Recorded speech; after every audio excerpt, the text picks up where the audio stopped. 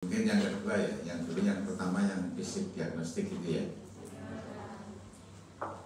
Sekarang kita nanti ada 3 materi 2 jam ini yang kaitannya dengan penyakit obstruktif itu asma sama PPOK.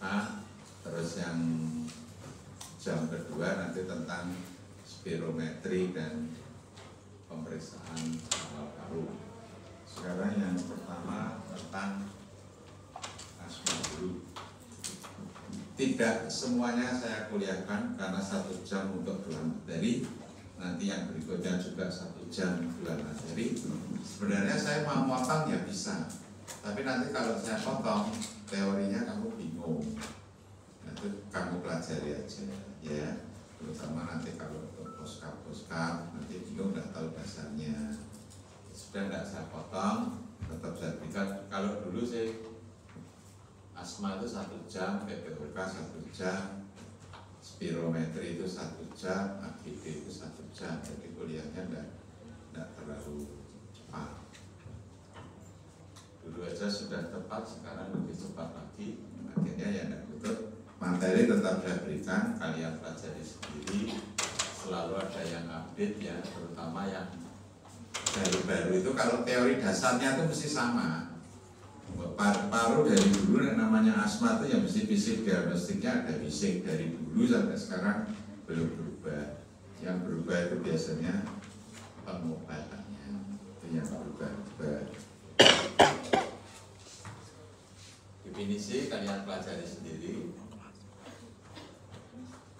Jadi dasarnya itu kumpulan ya, ada yang dari Bina yang 2018, ada yang nanti ada yang pedoman itu ada yang ambil dari 2015, tapi ada yang terbaru yang sampai 2024. Ini kalian pelajari. Nah, dampak itu juga hanya baca saja. Kalau kalian baca pasti bisa, tidak ada pengertian yang harus ditangkap.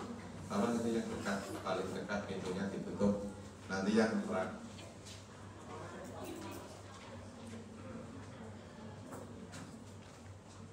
Yang tidak memerlukan pengertian, saya loncati, kalian bisa baca sendiri.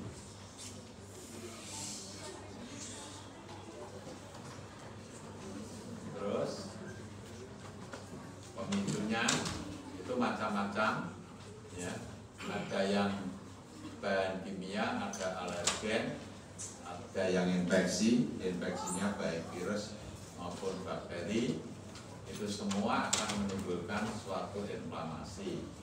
Adanya inflamasi itu akan menyebabkan, karena adanya pembekaan, saluran napas itu jadi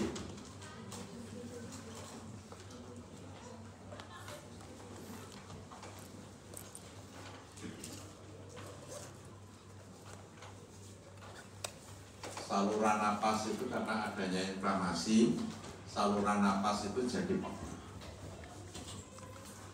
kalau ada bahan-bahan tercetus yang lain, ini ada pembekaan saluran napas di mukosanya, itu biasanya menyebabkan saluran napas itu jadi pekak. Jadi ada rangsangan sedikit sudah timbul batuk-batuk atau penyempitan saluran udara. Nah, akibatnya terjadi gejala-gejala seperti orang yang asma, yaitu adanya batuk, mengi, dada tertekan maupun sesak napas. Ya. Nah, kalau seperti ini, patofisiologi seperti ini dari dulu sampai sekarang tidak berubah, masih relatif sama. Tidak diajari, tidak diterbianukan, nanti pas ditanya poskapnya bingung, nggak tahu. Kalau maunya dari MIU, ya suruh baca sendiri. Ya saya yakin, sudah dibuatkan aja kayak summary-nya seperti ini. Nanti ketemu waktu poskap sudah diterangkan, ya masih bingung. Materi sudah diberikan, ditanya ya masih bingung. Ujian ditanya, kalau poskapnya selesai langsung minggu ke-10-nya ujian, biasanya masih baik. Tapi kalau karena sesuatu hal penyakit dalamnya nggak selesai keseluruhan, punya tunggakan kasus, punya tunggakan referen, ujiannya 3 bulan lagi, biasanya sudah menguap. Makanya saya biasanya sudah tidak mau uji kalau dikasih yang tidak fresh. Gak tak lulus ke saya kaget, tak lulus ke wong kaya ngono kaya dilulus ke. Nanti kalau ujian UKM PPD tidak lulus saya tertobat. Jadi saya biasanya tidak mau. Kalau dia tidak selesai jangan dikasihkan saja. Jadi saya tidak punya hutang terbeban. Orang tak lulus ke saya tidak enak. Kok ngesake? Tak lulus ke saya yang tertekan. Kayak ngono kok lulus itu nanti nek ujian UKM PPD piye. Daripada saya melihat itu saya sudah buat ketentuan. Nah, selesai ya wes itu kasihkan saya yang baru-baru. Atau telat-telatnya seminggu 2 minggu boleh. Ini kalau sudah 6 bulan, apalagi setahun, daripada nanti timbul masalah.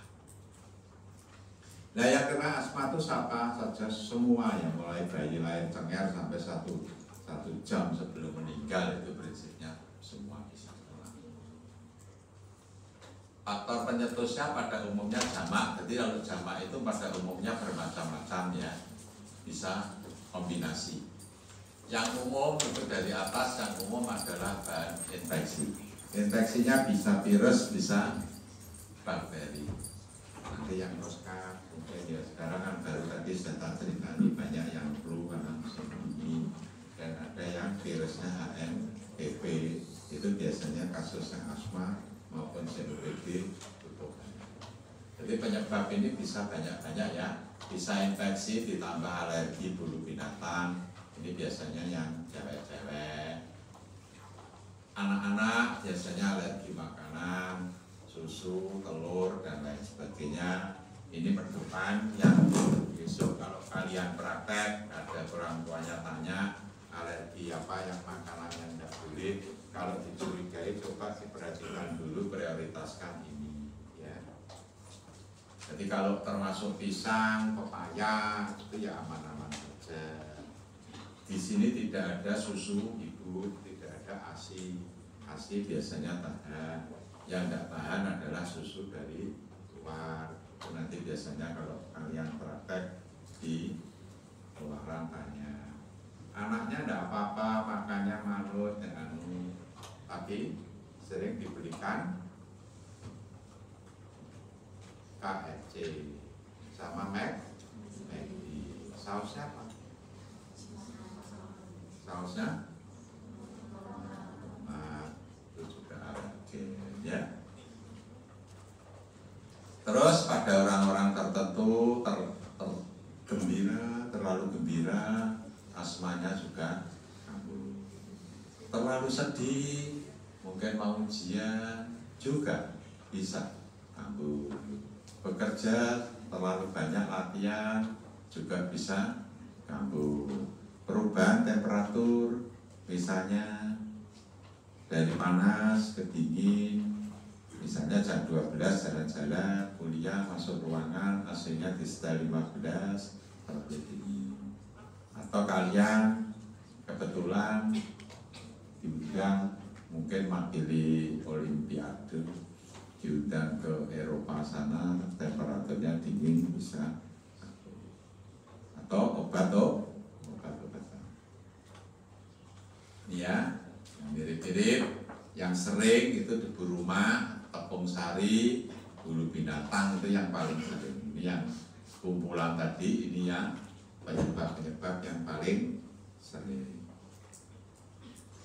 Nah, patogenesisnya asma itu seperti ini ya.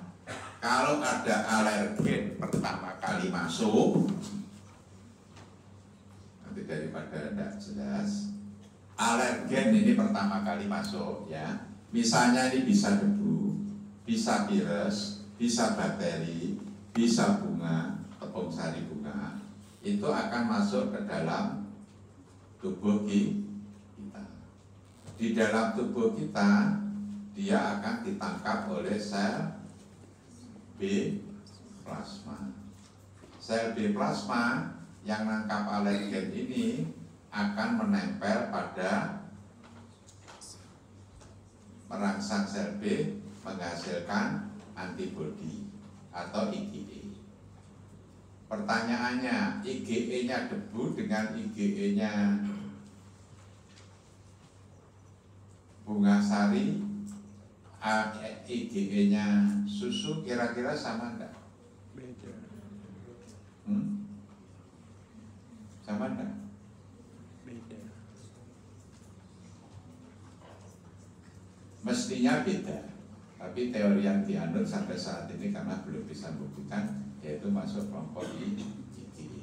Karena apa? Karena nanti kalau sudah nempel di sini, IgE ini nempel sel mas, pada sel mas. Nah kalau ini yang masuk alerginya dia alergi susu, kalau dia makan tomat, kira-kira alergi enggak? Ya enggak. Kan berarti IgE-nya berbeda. IgE-nya ini, tapi tidak ada pemeriksaan laborat meriksa kadar IgE-nya tomat, IgE-nya khusus debu, itu tidak ada. Tapi meriksa kadar IgE di darah ada, tapi itu kumpulan. Nah, IgE ini nempel pada sel permukaan sel mas. Kalau ini sampai ada alergen berikutnya yang masuk, hati-hati. Alergen berikutnya itu bisa yang kedua. Kalau orangnya peka, bisa yang ke-700, bisa yang ke-17, tergantung kepekaan orang. Ada yang sampai meninggal juga nggak apa-apa. Oh, dia memang tidak punya bakat alergi, tidak punya bakat hiperaktivitas bronchos. Jadi alergen yang masuk itu tergantung kepekaan pasien itu. Bisa yang kedua sudah muncul, bisa yang ke-12, bisa yang ke-52, atau malah tidak muncul sama sekali.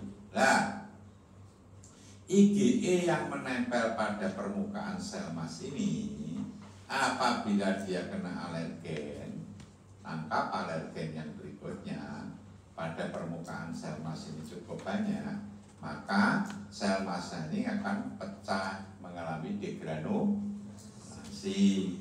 Degranulasinya lepas berbagai macam mediator inflamasi, baik itu histamin, leukotriene, RASA, dan lain sebagainya. Lah, bahan-bahan ini tergantung mau lari kemana, ya. Jadi lepasnya seperti ini. Ya, kalian lumayan. Besok saya sudah pesan ya, sudah tak terangkan, itu tinggal mancing aja. Banyak kalau sudah tahu ya sudah. Jadi lepas degranulasi ini ke sini, lepas mediator. Mediatornya mau lari kemana? Nah, mediatornya itu mau lari ke kelenjar mukosa, menyebabkan hipersekresi. Sekretnya banyak ke permukaan mukosa saluran napas, ini akan menyebabkan udin, kerusakan epitel. Ke permukaan otot polos menyebabkan otot polosnya spasmus. Gabungan dari bronchospasmus, mukosa udin, hipersekresi lendir, ini menyebabkan obstruksi saluran napas. Manifestasinya orangnya diperiksa ada mengi, atau biasanya istilah medisnya apa kalau fisik diagnostik kalau mengi itu? Fisik, ya tahu ya. Nah, seperti ini kalau tidak diterangkan ya bingung. Nah, ini tadi sudah tahu gabungan dari spasmus bronchus, udem mukosa, hipersekresi menyebabkan saluran napas itu nyempil seperti ini. Ya. Dibaca sendiri, ini teorinya hiperaktivitas. Ya. Ada alergi itu ada tipe 4, ada 4 tipe 1, tipe 2, tipe 3, tipe 4. Yang asma itu tipe 1. Kalau kalian mencari TBC dengan mantu tes itu tipe 4 itu bawah sendiri itu mantu tes ya. Ini lama, makanya mantu tes nggak bisa langsung.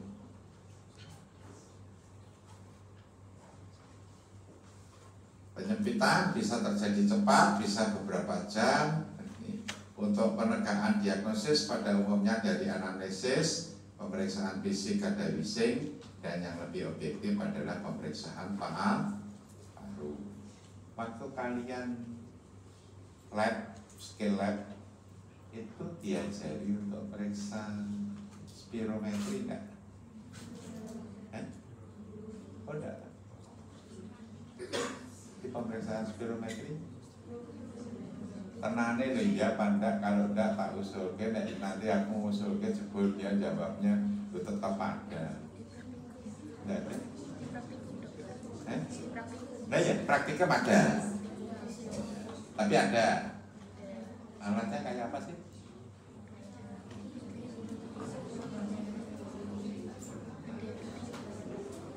Yo, praktikum. Masih ada ya di praktikum rombongan kalian dulu juga ada. Rombongan zaman COVID nggak ada ya? Ya kalau pas COVID ya maklum memang nggak boleh. Tapi kalian waktu praktikum sudah lihat alatnya. Kalau ini model Colin ya, ini memang aslinya. Nanti mungkin gambar yang pemeriksaan paru ada. Anamnesisnya pada umumnya kalian pelajari ya. Ini yang pokok ada suara mengi. Pemeriksaan fisik yang pokok ada suara bising.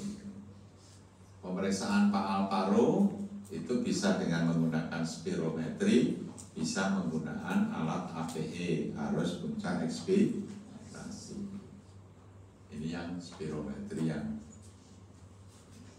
Nah, pemeriksaan paru FEV banyak kurang dari 80%. Atau perbandingan FEV1 dibandingkan vital kapasitas paksanya kurang dari 70.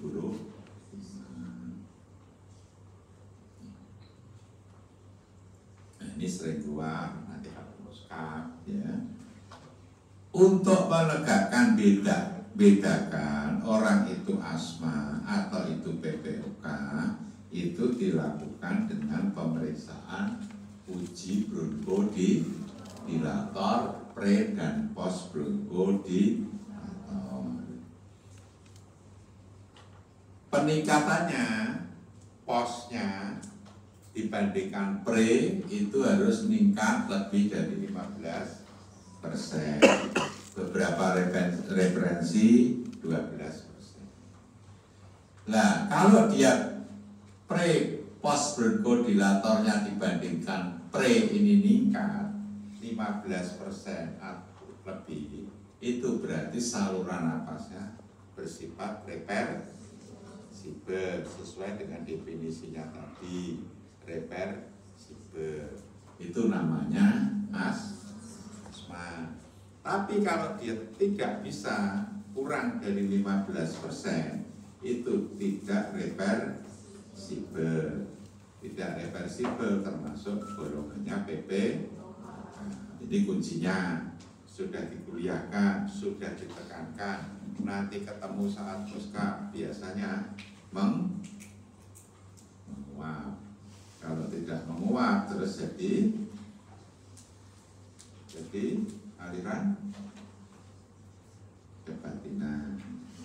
Kalau tidak aliran kebatinan, padahal dites dulu yang nilainya fakultas kedokteran, bukan aliran kebatinan. Waktu dites telinga, mulut baik, wong ya bisa dengar, bisa ngomong. Tapi nek pas berhadapan dengan kasusnya, tiba-tiba bisa jadi disutuli. Tak jawab juga, ngomong juga. Nah, kalau dengan spirometri, kalau di praktek umum, dipraktekkan, mungkin kalian beli awal-awal praktek ya berat, uang sekitar 50 juta. Di puskesmas juga belum tentu ada.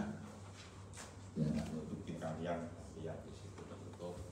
Kalau enggak, ya menggunakan alat APE tadi, arus puncak ekspektasi. APE malam itu biasanya lebih tinggi dari APE-nya yang pagi. Ini rumusnya. Ini kalau meningkat lebih dari 10%, itu berarti masih reversibel, berarti asma. Jadi angka keramatnya kalau dengan spirometri 15, kalau dengan pikro 10 angka keramatnya, jangan lupa. Kalau kurang dari 10 masuk kelompoknya PPOK, atau kalau spiro tadi kurang dari 15 dia masuk kelompoknya PPOK juga. Ini tesnya bedakan, ini PPOK atau ini asma, itu penekanannya. Eosinophil biasanya asma, kalau dia latar belakangnya alergi meningkat. Fototoraknya bisa hiperinflasi, bisa normal. Ini klasifikasi nanti diambil dilapalkan, tidak ada pengertian. Ya. Hati-hati, mungkin kalian pernah baca asma berdasarkan penyakit, ada yang intermiten, persisten ringan, persisten sedang, persisten berat. Itu kalau referensi yang lama pembagiannya seperti ini.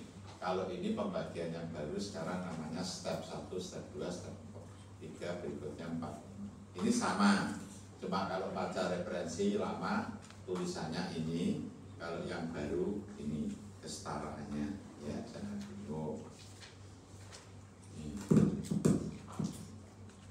Ini dulu yang buat siapa? Ya Gina.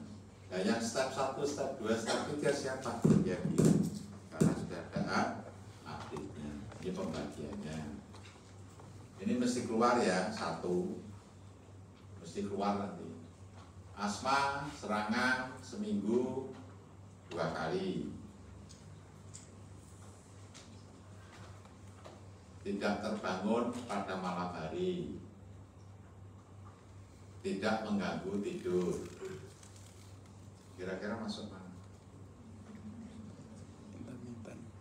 Kalau dibuat soalnya pasien wanita biasa dobos ya. Wanita 16 tahun, asma, serangan, susah.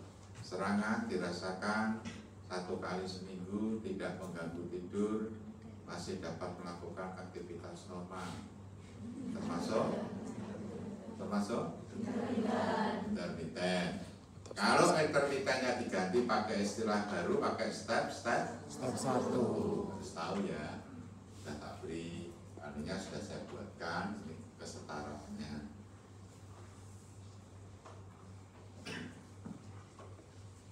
Diagnosis bandingnya kalian baca, ada pengertiannya.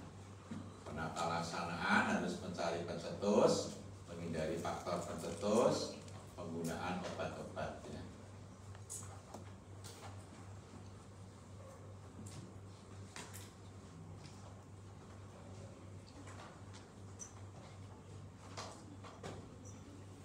Jadi selain obat-obat bronchodilator, biasanya orang asma itu diberi obat-obat antiinflamasi. Kira-kira obat antiinflamasinya berupa apa untuk asma?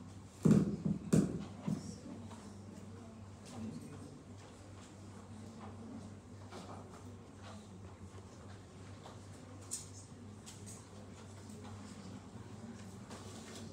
Antiinflamasinya berupa obat kortikosteroid. Nanti bronchodilator pembagiannya berikutnya nanti ya.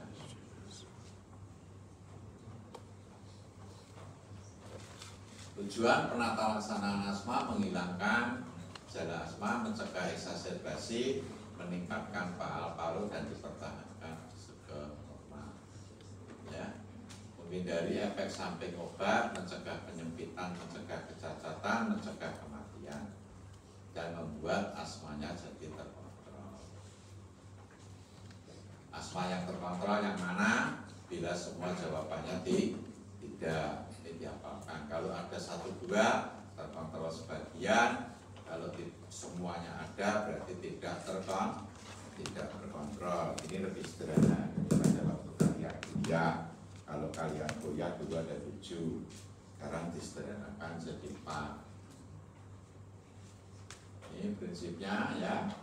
Bronkospasmus diberi bronkodilator, inflamasinya diberi kortikosteroid. Kalau hipersekresi mukosa kental diberi ekspektoran. Untuk anti alerginya bisa diberikan levotrian yang paling jahat, anti levotrian atau anti histamin. Golongan lain. Obat asma itu dibagi 2, yang untuk reliever itu untuk saat serangan. Jadi obat-obat yang dipakai biasanya yang untuk mengatasi serangan atau exacerbasi itu golongannya yang bekerja cepat. Sedangkan yang controller itu biasanya bronkodilator yang bekerja long acting, panjang, atau cuma kortikosteroid sebagai anti-inflamasi. Ini yang contoh yang controller diapakan. Ini ya, nanti kalau besok ditanya yang obat-obat controller itu yang bronkodilator kerja panjang, inhalasi kortikosteroid dan lain sebagainya. Sedangkan yang reliever itu yang bekerja cepat, yang short acting. Kortikosteroidnya bisa inhaler, bisa sistemik.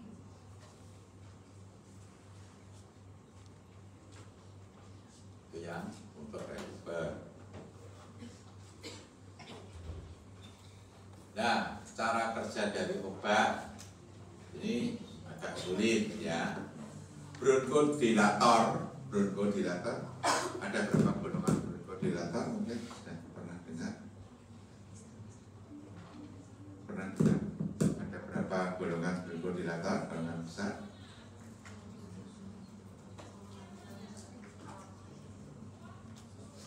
Ada 3 ya. 3, yang pertama biasanya saya lebih senang dari sini. Golongan beta 2 agonis. Golongan beta 2 agonis itu yang kedua golongan metil santin, yang ketiga golongannya antikolinergik. Itu 3. Beta 2 antikolinergik sama metil santin. Masing-masing ada yang short acting, ada yang long acting. Jadi kalau ditanya bronkodilator garis besarnya ada berapa? Jawabannya bukan 6, tapi 3.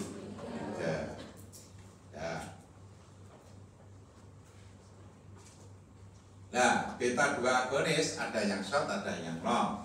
Kerjanya adalah dia itu memacu enzim adenyl siklase. Mengapa enzim adenyl siklase dipacu? Karena enzim ini merubah ATP jadi siklik GMP.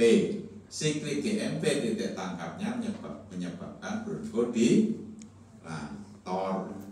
Makanya ini dipacu. Sudah? Kerjanya obat metilsantin di mana? Kerjanya obat metilsantin ngep. Kalau ini memacu, ini ngeblok. Mengapa fosfodiesterase diblok? Karena siklik AMP ini yang baru saya bekerja sebagai bronkodilator dirubah jadi 5 AMP yang tidak berfungsi sebagai bronkodilator, jadi diblok. Di mana titik tangkapnya antikolinergik? Ngeblok juga enzim guanil siklase. Mengapa enzim ini diblok? Karena merubah G, kalau ini ATP, ini GTP, guanin trifosfat. Guanin trifosfat diubah jadi siklik guanin monofosfat. Pengaruhnya apa? Bronkokonstriksi. Tidak kita kehendaki. Jadi enzim ini diblok, ini yang dipacu. Sudah ya? Tak terangkan ya? Nanti waktu poskap kamu ditanya juga, nanti bisa menguat seperti pantal dibuka jeros. Nah, karena titik obat ini bekerjanya berbeda-beda. Kalau orangnya serangan asma berat atau PPOK berat, Boleh dikombinasi? Tidak. Boleh, wong jelas titik tangkapnya berbeda-beda. Ketiga obat ini bekerja secara sinergis, jadi boleh dicampur. Sudah jelas. Mudah-mudahan 2 tahun lagi tidak menguap.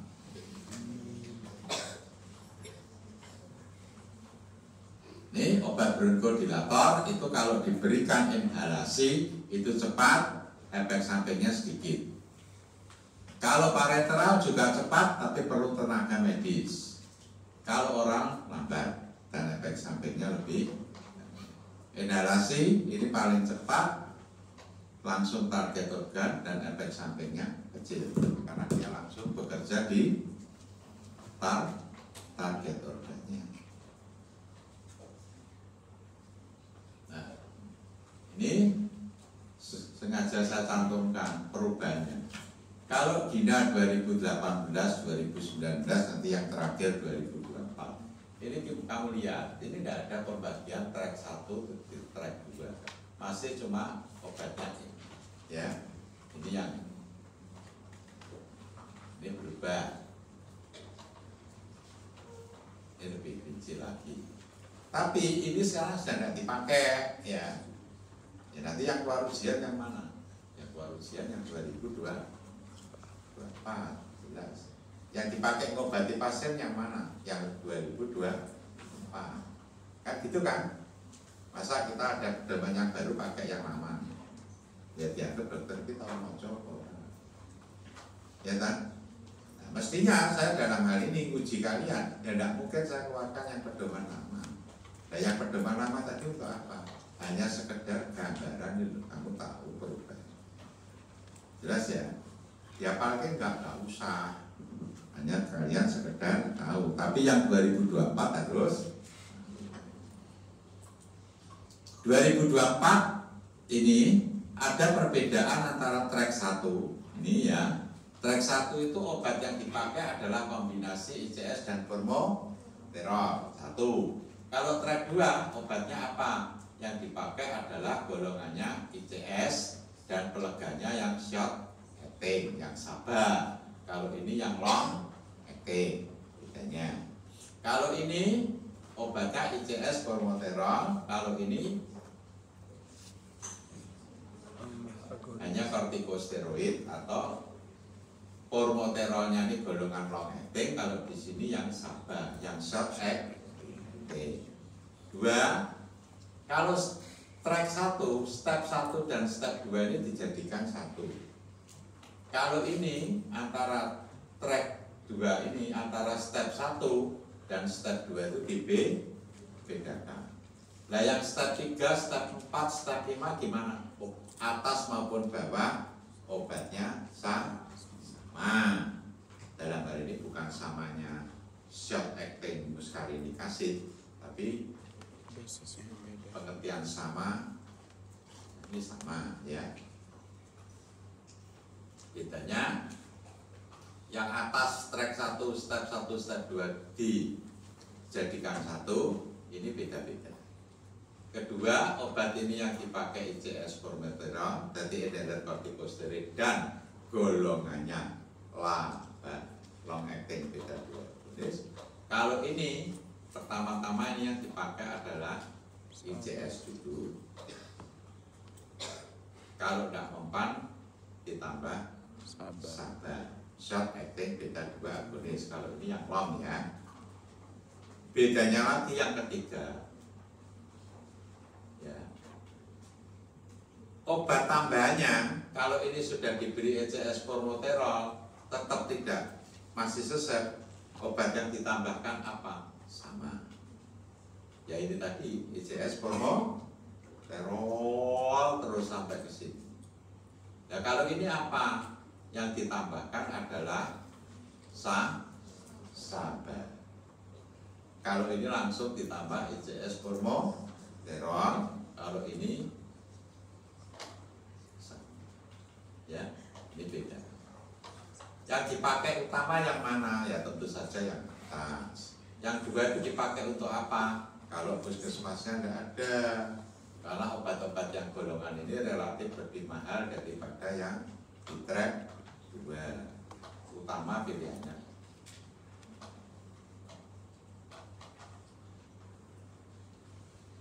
Nah, saya mau masuk step 1, step 2, step 3, step 4. Bagaimana? Ya lihat klinisnya. Ya. Ini loh. Ini. Kalau dia simptomnya ini masuk ini, ya. Ya sama seperti tadi.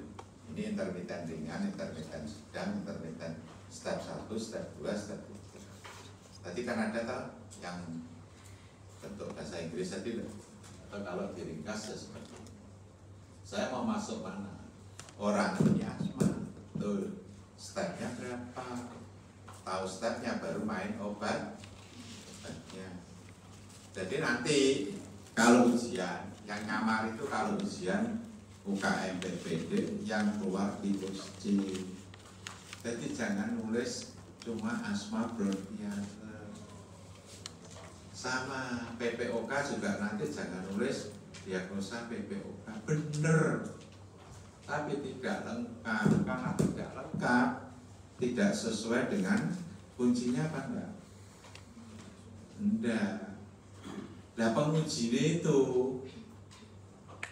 kalau kita tuh penguji ngadepi ujian UKM PPD, kita tuh boleh merubah jawaban tidak? Enggak tahu. Saya kan ya juga berfungsi hanya sebagai robot. Kuncinya mati urep ya itu masih lumayan. Kalau yang uji ke bidang paru, yang uji saya itu saya tak maaf ke. Saya kira ngertinya cuma sebagian. Harusnya katakanlah nilainya maksimal berapa? 3 ya. Nah, itu. Oh iya, lagi 70. Oh iya, 3. Karena 0 sama sekali nggak bisa, nilainya 0. Nah, sebagian bisa diagnosa, bukan. Diagnosis maupun DD salah semua, 0. DD masuk tapi diagnosa salah, 1. 2 itu kalau diagnosanya betul tapi DD-nya salah. 3 itu kalau diagnosa betul, DD-nya 2 betul. 3 kan?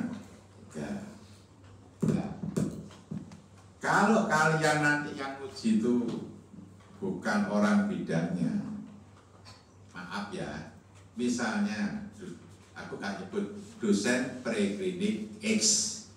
Ya pokoknya pakai masalah paru apa?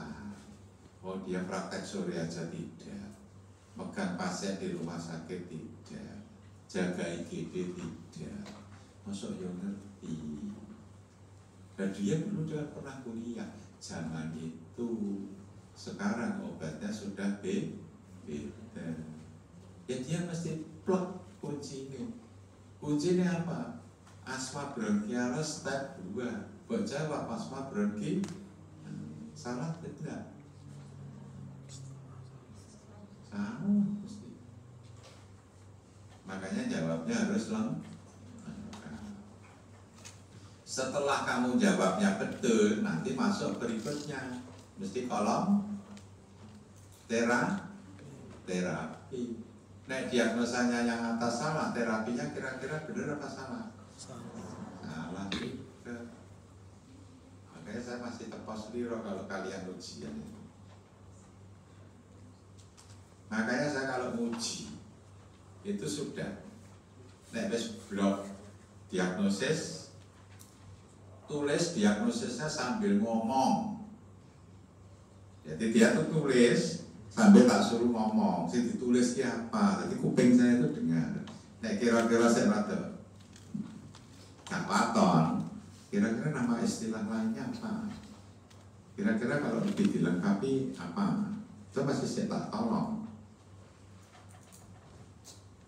Atau sudah nanti dipancing-pancing supaya dia di kolom itu benar. Mulanya saya naik uji lah ya, naik UKM PPD nasional. Pas ke tanggal saya. Biasanya saya analisis berarti saya rada cepat. Pokoknya 7 poin itu sudah ada, sudah masuk 3 dia. Yang lainnya ada, yang utama aja yang terjaga. Fisik diagnostik kasusnya paru, kon reso ngarep, kon reso mburi, gak bakal rampung. Wong waktunya 15 menit. Wes ngono pitasan dikerjake kabeh. Kon mulut, kon NC, kon implemented, ya kapan rampung. Biasanya saya masih menolong. Fisik diagnostik yang tidak normal, pitasan semuanya normal. Asal wis saya percayalah masa ujian dong ya. Kalau kalian ujian naik tingkat itu memang harus diuji di praktek. Nih bener resonansi atau betul atau lewat koskap tinggal ujian UKM PPD nasional resonansi ya mesti sak goblok-gobloknya mesti sholah ya. Termometer datang nunggu 5 menit ya kapan rampung ini. Biasanya tak potong. Nah, kita sign yang tidak normal temperatur 389 misalnya. Atau kita sign normal. Nah, itu kan sudah motong dia beberapa menit sudah. Nah, kolom di terapi biasanya saya sudah mati mesti sambil ditulis sambil bengok ngomong diagnosamu apa. Nah, dia sudah benar ya sudah saja. Ya, tinggal saya pancing DD-nya apa? DD-nya kan banyak, makanya dipancing. Besok kalau ujian ketemu saya, kalau saya pancing itu bukan saya tuh menjatuhkan Anda, nulung nggak sih? Tapi jangan gentar. Nanti terapi ya gitu. Terapinya apa? Kuncinya misalnya diagnosanya yang berat itu biasanya blok infeksi. Nah namanya antibiotik kan sekian banyaknya ya. Kuncinya nulisnya eritromisin. Kuncinya kan jawabannya eritromisin. Nah kalian suruh ngobati kan bisa aja. Milih amoxicillin, bisa milih ampicillin. Kan gitu waktu puskesmasnya adanya itu. Jawab terapinya ditulis sambil ngomong. Saya sudah tahu, saya baca di situ soalnya kuncinya eritromisin. Atau kuncinya katakanlah pneumonia, diberi septri, kuncinya bilangnya septriason. Mahasiswa nih jawabnya ditulis septasidin. Bener apa salah kira-kira? Kuncinya septriason. Mahasiswa nih nulis pneumonia diobati septasidin. Betul apa salah?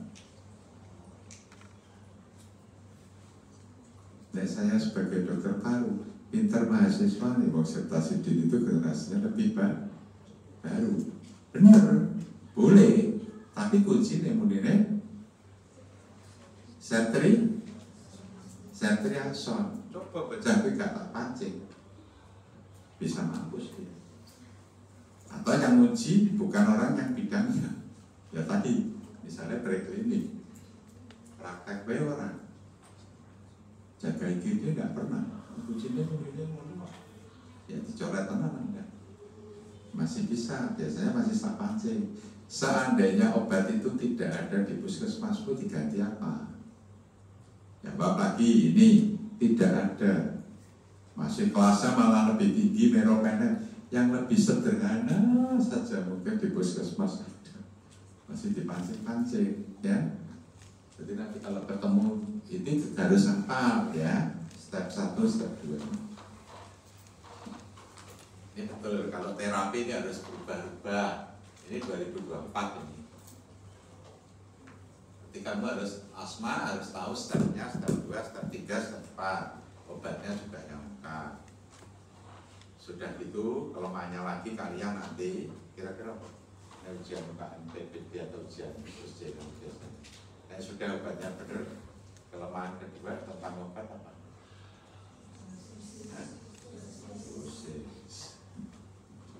Dosisnya mesti salah. 500 pilih, apalnya 50 milih. Biasanya malah tak pancing. Coba dibuka itu obat itu adanya preparatnya berapa mili. Kan disediakan buku. Ujian siapa sih kan disediakan buku itu pasti. Nek lokal, nek ujian nasional disediakan. Ormas sama itu disediakan di Medan. Bisa kalian buka. Kalau enggak ya latihan mulai sekarang. Nanti supaya pada tiba saatnya disuruh buka aja enggak ngerti. Kalau buka obat yang dibuka apanya dulu? Alfabetnya tuh loh, namanya obatnya apa? Misalnya salbu. Ya carinya hurufnya di S, cepet, tren, daftar isi, abjadnya S, salbutamol, halaman sekian, buka. Disediakan itu kalau ujian, ya. Nah, itu ada siapa? Biasanya asma, PPOK, sama TB itu yang jelek. Berubah terus. Ini ya, ini kalian baca, ini yang pedoman dari PDP, hampir sama. Pelayanan primer, sekunder, nanti yang eksaserbasi yang mana juga sama. Ya, tentang asma, ada yang mau tanya? 47 menit. Ada yang tanya? Sebelum pindah ke PPOK? Ada yang tanya? Tentang pelayanan puskesmas, di pelayanan primer, di rumah sakit, semua ada.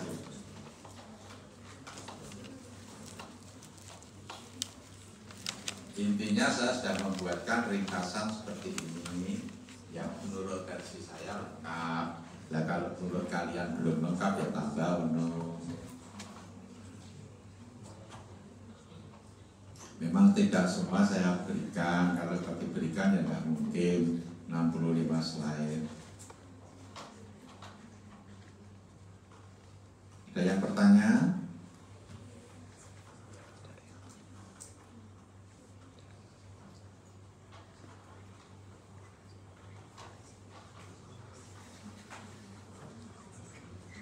Ya, kalau enggak sekarang kita pindah ke PPOK. Itu referensinya dari lama sampai yang terakhir referensi oleh GOL 2025. Itu seperti definisinya ya.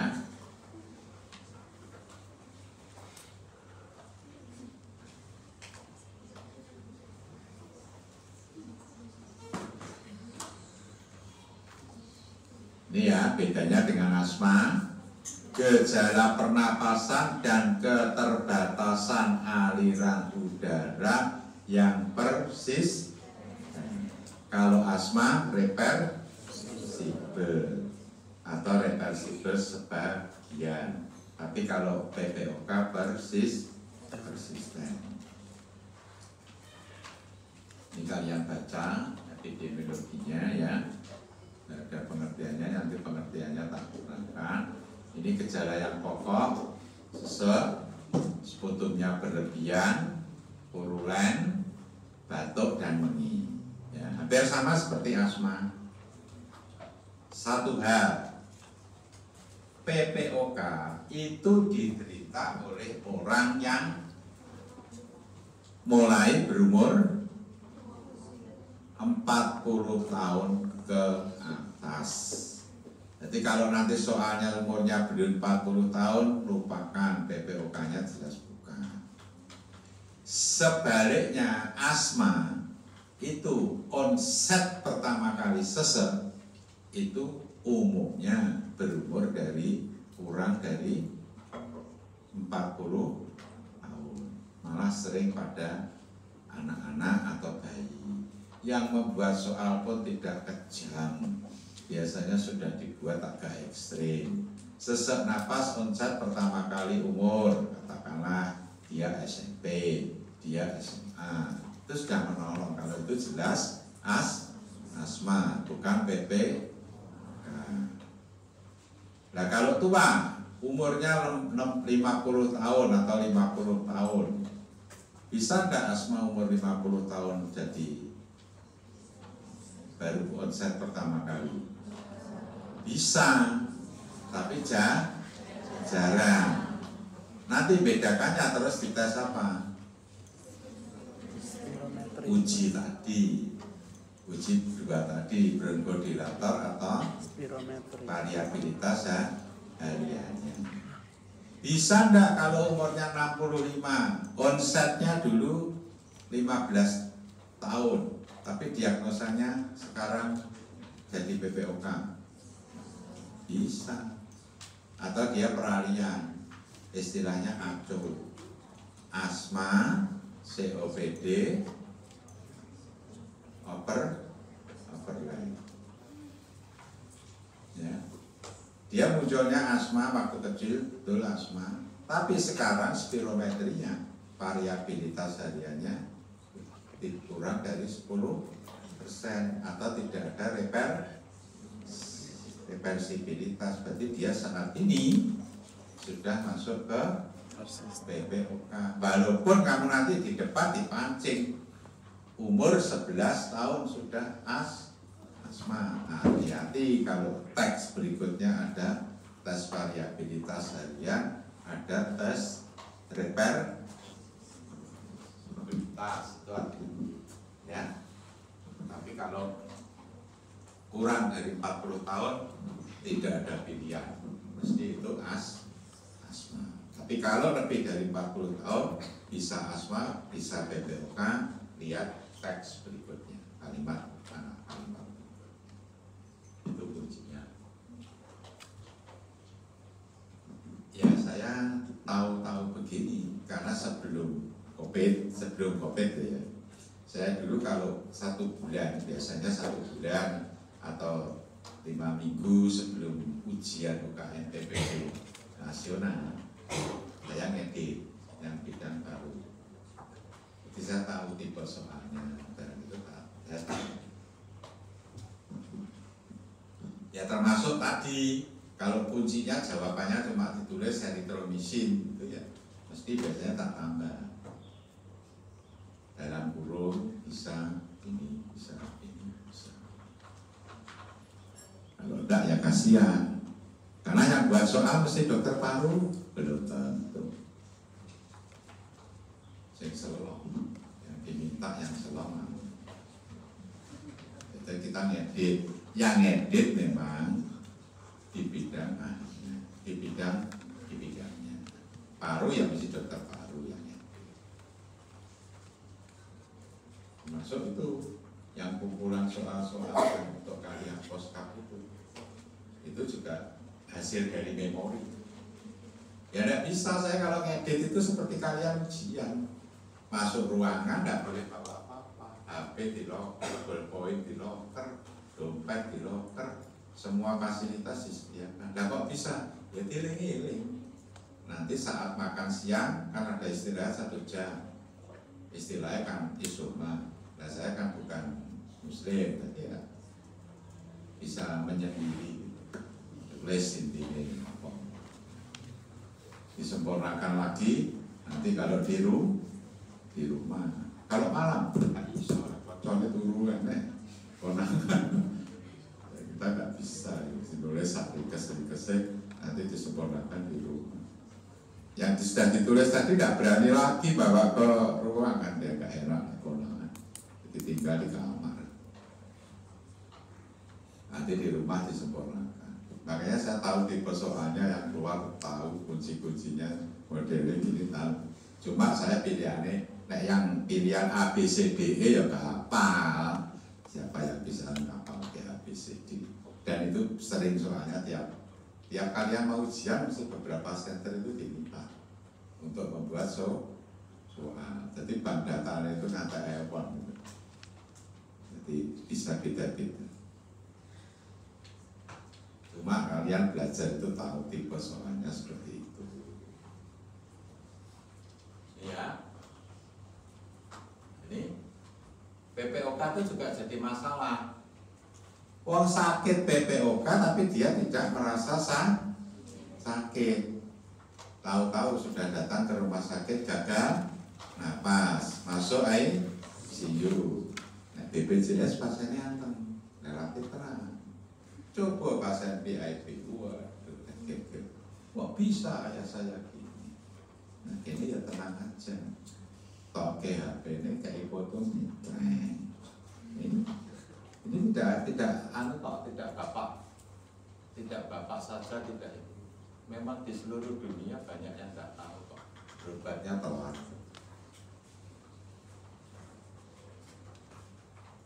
Berobatnya sayang telat.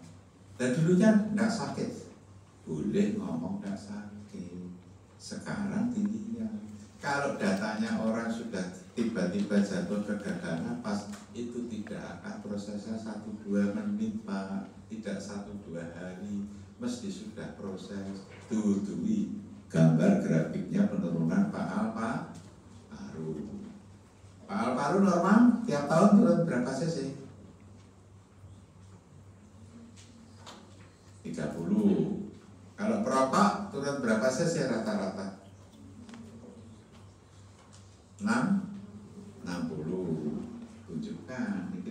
Bapaknya perokok, iya kuat. Nah, ini penurunannya ini tiap tahun itu turun. Itu sudah alamnya dari sana, sudah turun. Nah, kalau payahnya merasa sehat-sehat, sekitar 3 minggu yang lalu ya, bosnya Jogja, sugih. Bosnya Jogja ini dari BPJS. Setelah masuk kamarnya, orangnya kaya. Saya tahu kaya, punya hotel besar di Jogja. Masuknya rumah sakit ini BPJS. BPJS-nya kelas 1. Nah, BPJS kelas 1 kan keluarganya mau nunggu ya nggak bisa. Kelas 1 ya sopannya ya kecil gitu. Akhirnya lepas BPJS pindah ruang VIP.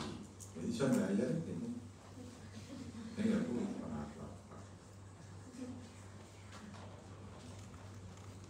Kalah karo mahasiswa yang paling cerewet. Mahasiswa yang paling cerewet kalah cerewet. Nah, sudah orang tuanya sakit parah.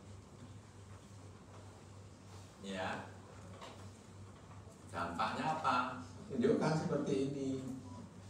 Dampaknya mesti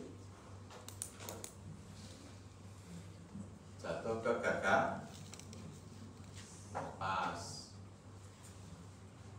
Dan pada umumnya mondok.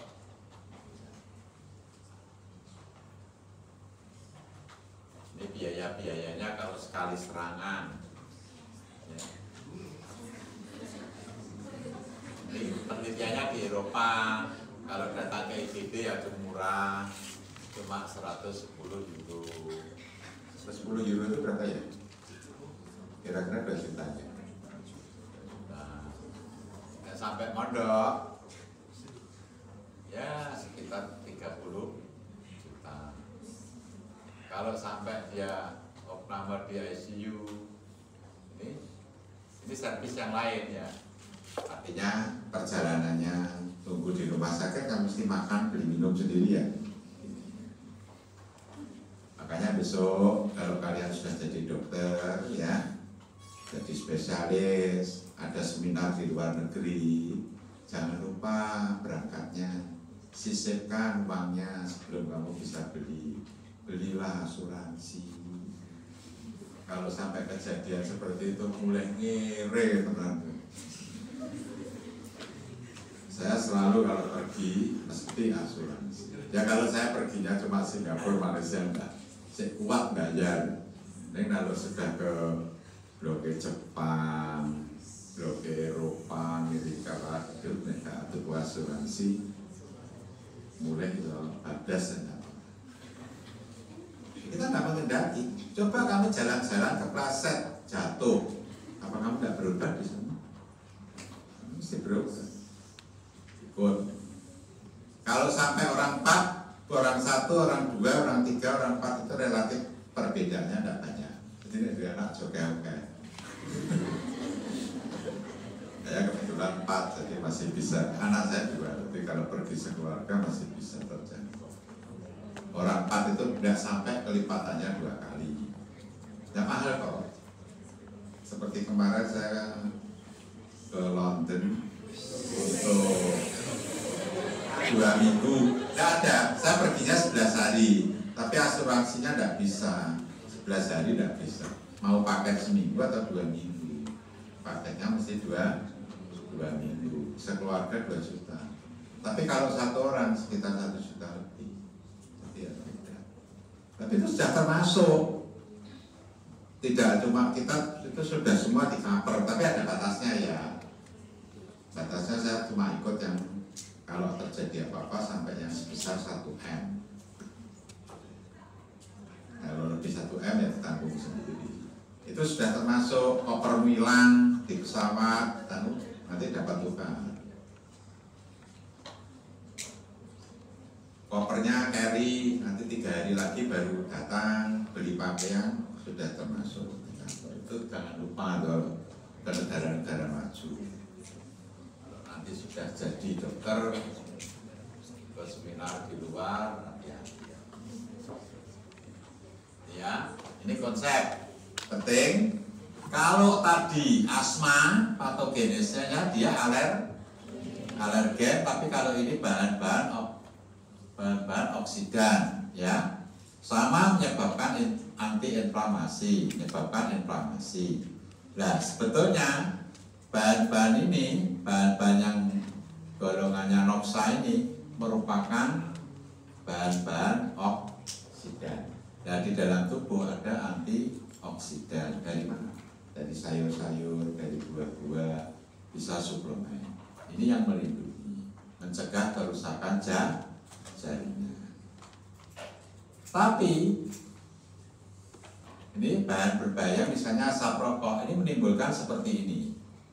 Tapi rokok itu juga asapnya juga ngeblok pembentukan antioksidan. Jadi selain dia jalurnya ini rusak, yang antioksidan yang harusnya sebagai pelindung itu juga diblok. Jadi seperti sudah lewat tol, tidak ada pintunya, itu sudah push gitu aja. Jadi lebih cepat rusak.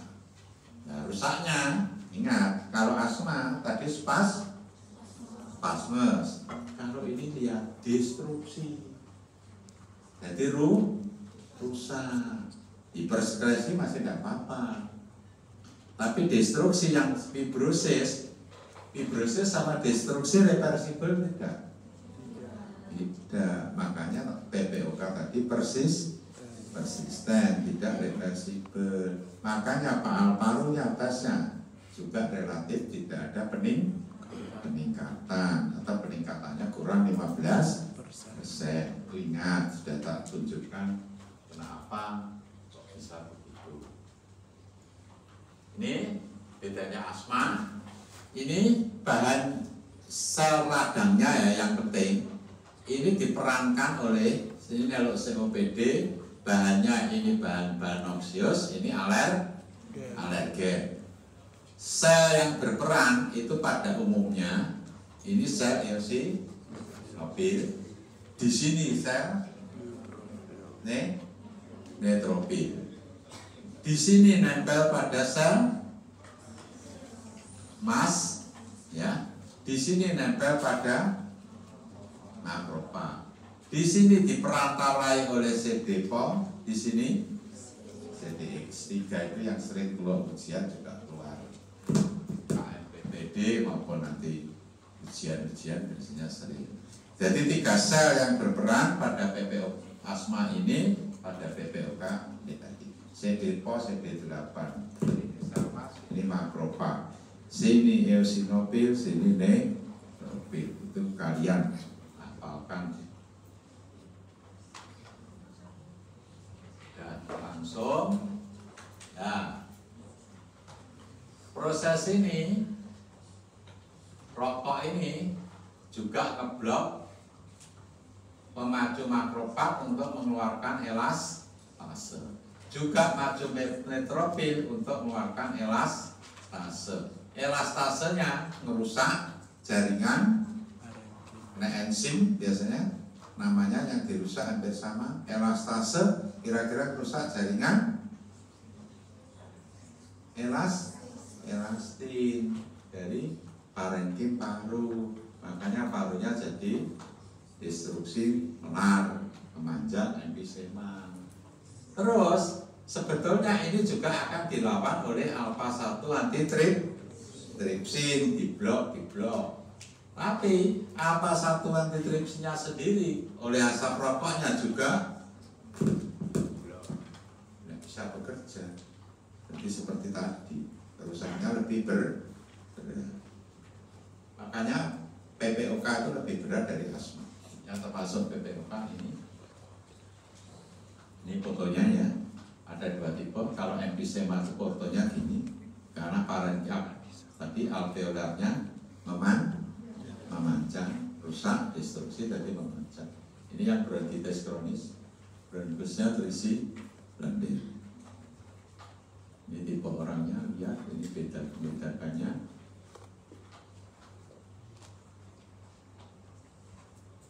Nah, ini ya bedakannya.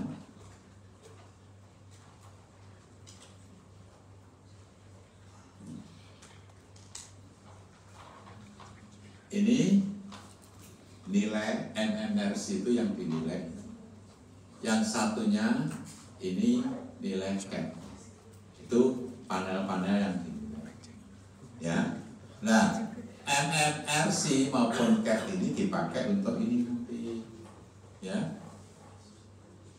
Goal PPOK itu dibagi juga goalnya. Pasien asma itu goalnya termasuk goal 1 atau goal 4 ini.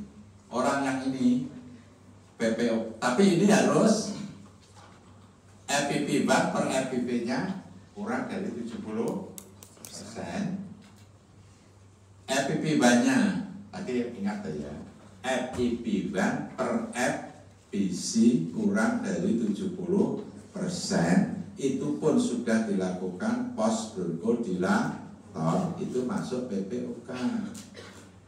Setelah tahu PPOK, lihat nilai goalnya. Nilai goalnya ditentukan oleh besarannya FPP. Nah ini. Jadi pasien PPOK itu masuk kalau FPP 1 per FPC-nya kurang dari 70%. Itu pun setelah dilakukan tes bronchodilator. Nah sekarang PPOK-nya itu masuk goal 1, goal 2, goal 3, goal 4. Lihat nilai FPP. Ini yang lebih dari 80% saja atau sama itu masih ringan. Ini moderat 50-80, 30-50. Kalau ini kurang dari 30. Ya, ini goalnya berapa? Nanti kalau PPOK keluar soalnya yang OSCE atau kalian nanti yang sebentar lagi ujian UKM PPT, goalnya tidak kalian tulis tidak apa-apa, tapi sebentar lagi harus ditulis. Yang ini, yang berikutnya ini ya. Jadi PPOK harus diagnosa PPOK itu FPP 1 per FPC-nya post bronchodilator kurang dari 70%. Goalnya kamu tulis ya boleh, tidak apa-apa. Tapi yang berikut ini harus. Ini nilai MRC tadi. Nah, ini kalau kalian nanti mendiagnosa PPOK seperti asma tadi, ya, post bronchodilator kurang dari 70%. Terus kalian harus mencari kalimat ini. PPOK-nya yang mana? Kelasnya kelas A, B, atau E. Ya, ini harus ditulis. Ada kelas A, kelas B, atau kelas E. Kenapa AB kok CD-nya tidak ada, kok langsung E?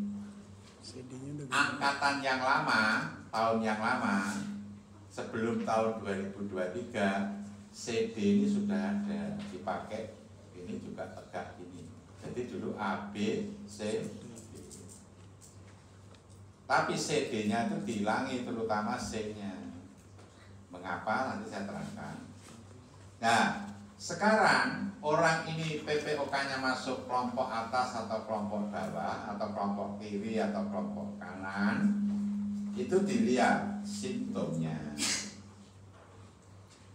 Simptomnya dinilai dengan MMRC atau CAT tadi yang sudah kuliah tadi loh depan tabel itu, dia dihitung CAT-nya berapa, MMRC-nya biasa. Nanti kalau ujian ataupun soalnya SC multiple choice tidak akan kamu ikut gejala ini. Biasanya sudah diberi dengan nilai CAT sekian atau nilai MMRC sekian. Terus untuk bedakan ini atas ini bawah, kalau dia serangannya tidak pernah eksaserbasi atau eksaserbasi satu kali tetapi tidak pernah opname, itu kelompok bawah. Nah, kelompok atas itu kalau sekali tapi opname, itu langsung kelompok berat. Atau opnamenya 2 kali atau lebih. Sekali eksaserbasi tapi opname sudah masuk atas E. Sekali tapi hanya di IGD tidak rawat jalan, kelompok yang bawah. Sudah jelas? Nah, sekarang tentukan bawahnya ini A atau B, dilihat gejalanya, simptomnya, dinilai yang tabel tadi. Tapi biasanya ujiannya nanti sudah diberi nilai.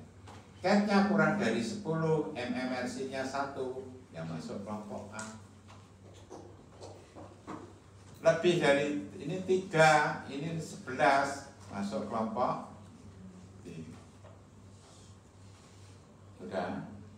Akibatnya apa? Jadi kalau diagnosa nanti pasien PPOK kelas A atau kelas B atau kelas E, itu harus lengkap.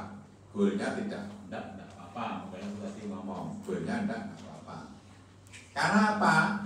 Ini nanti pembagian ABE ini membawa dampak obatnya. Kalau ini bronchodilator saja. Kalau ini 2 bronchodilator, ini 1. Mau laba, mau sama, mau sabar boleh. Kalau ini 2 obat bronchodilator dan semuanya yang long acting. Kalau ini bisa ini dan ini, bisa juga ditambah kortikosteroid. Tapi kortikosteroid ada syaratnya, bila eosinobilnya lebih dari 300. Kedua, sedang eksaserbasi waktu dia masuk kelompok E. Ya. Ketiga, punya latar belakang asma atau campuran dengan asma, itu balik diberi kortikosteroid. Kamu lihat tadi, ini kelompok yang kecil. Kalau asma tadi yang kelompok step 1 yang sudah diberikan apanya? Kortikosteroid. Sabarnya bila perlu. Tapi kalau pasien PPOK, kortikosteroid itu akhir-akhir. Kalau memenuhi tadi eosinobil lebih dari 300, sedang eksaserbasi, atau dia punya latar belakang atau overlapping dengan asma, itu baru dikasih. Ini keluar ini nanti kalau ujian kalian. Karena ini sering kalau kamu nggak dilatih ngapalkan ini sulit nanti. Ya, ini mesti kamu lihat ini bronchodilator ya, boleh golongan short acting, boleh long acting, boleh golongannya beta 2 agonis, boleh golongannya Muska. anti muska ini. Tapi nah ini harus yang long acting. Ini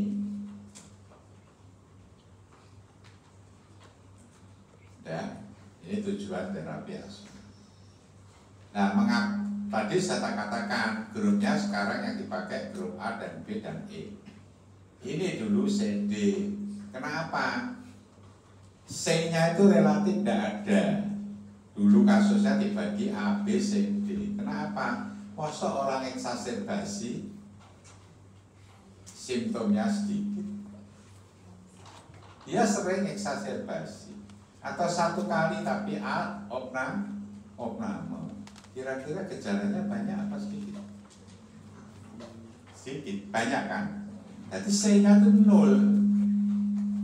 Nah, karena dulu sudah dipakai A, B, C, D, ya sekarang CD-nya tidak dipakai E. Kalau ini dihapus jadi D, nanti bingung. Masih kacau dengan C-nya. Ya, jelas? Makanya ini loncat, kenapa A, B langsung E, ya. Ya, ini. Nah, nanti kalau pengobatan ulang dilihat gejalanya yang nonjol apa, eksaserbasinya atau dipsumnya, ya. Dan yang ini teori-teori yang kamu hafalkan sendiri.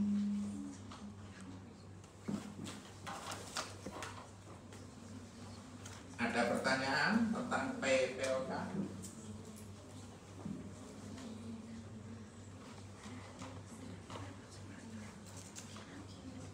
Ya, kalau semakin dia eksaserbasi, nanti dia akan semakin jelek.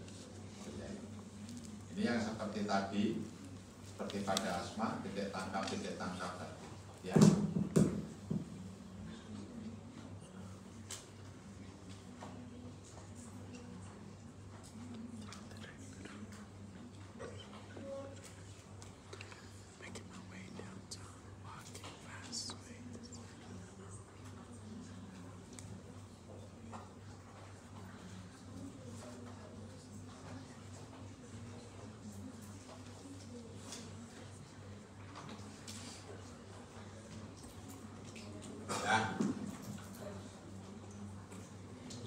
Kalian waktu praktikum alatnya kan seperti ini kan?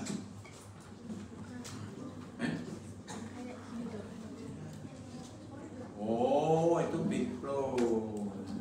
Yang alat seperti ini tidak pernah dikeluarkan. Ini big flow, itu big flow namanya. Ini yang spirometri. Oh ya, saya tidak tanya kamu ya, soalnya bisa COVID dulu, tidak akan ada. Dulu waktu COVID pemeriksaan spiro jelas dan dikerjakan terbatas sekali karena tidak seluruh dia bebas nular ya.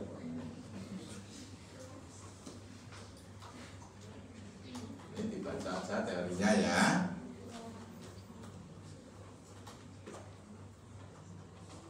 Kita ya big flow ini.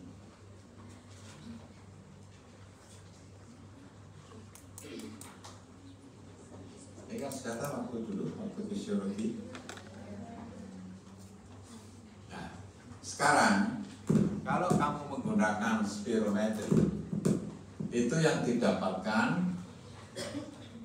bisa normal, bisa obstruksi, bisa reaksi, dan bisa kombinasi.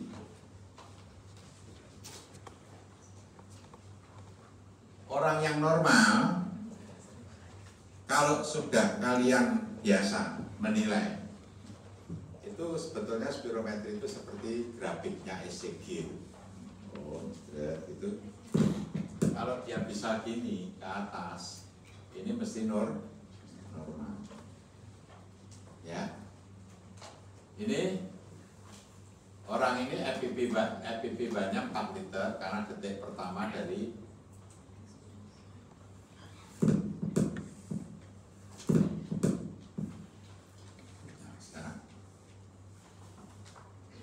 kalau dengan big flow, masa waktu praktikan kamu tidak pernah diajari? Suruh latihan yo pertama, itu namanya vital capacity. Itu suruh dia sekuat-kuatnya. Gitu ya. Itu sekuat-kuatnya. Itu namanya ngukur vital capacity. Nyedot.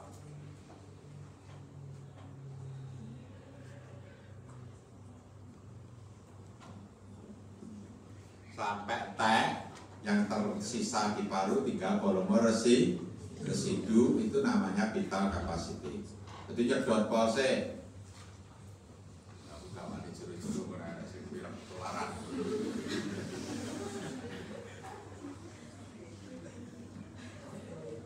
Itu vital capacity.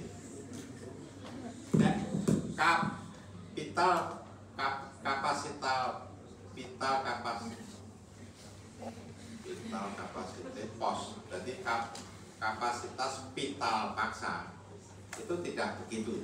Kalau tadi kan pelan-pelan toh, pokok enteng, tidak tergantung waktu. Kalau ini terbatas dari waktu. Kalau bisa 1 detik pertama harus habis. Itu seperti ini. Itu pakai pos. Nah, epitimbang itu merupakan bagian dari efisi ini detik pertama. Detik pertamanya harusnya bisa keluar dari 80%. Ya. Ini efisinya 5 liter, epitimbangnya ini detik pertama nih ya. Ini kan grafiknya jalan ini detik pertama. Ini rekor waktu ini 4 liter, vital kapasitinya 5 liter.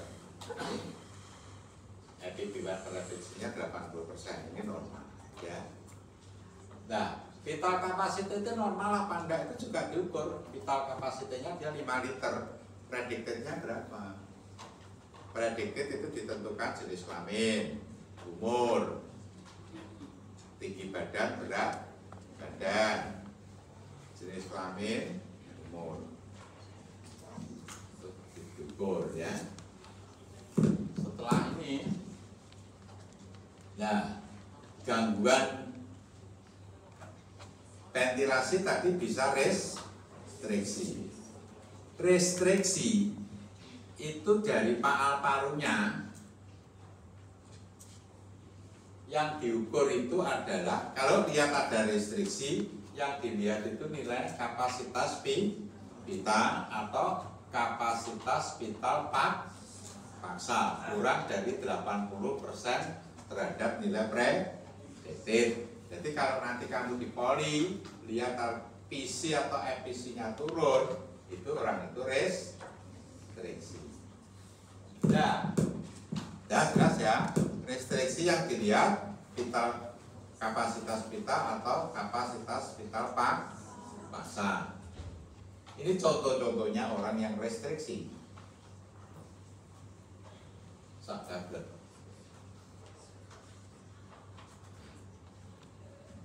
Restriksi ini saya nggak belum hafal.